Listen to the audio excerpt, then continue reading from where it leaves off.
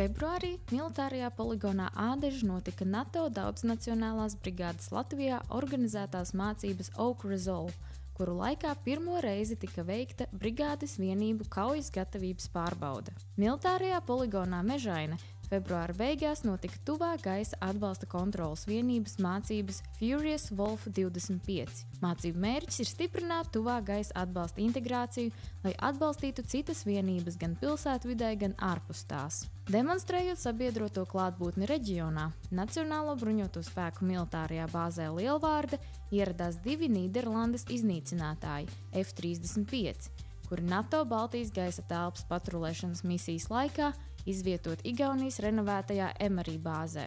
Pirmo reizi ziemā rīkotajā rezervistu pamatapmācības kursā mācības uzsāka gandrīz 100 Latvijas pilsoņi, tostarp 15 sievietes.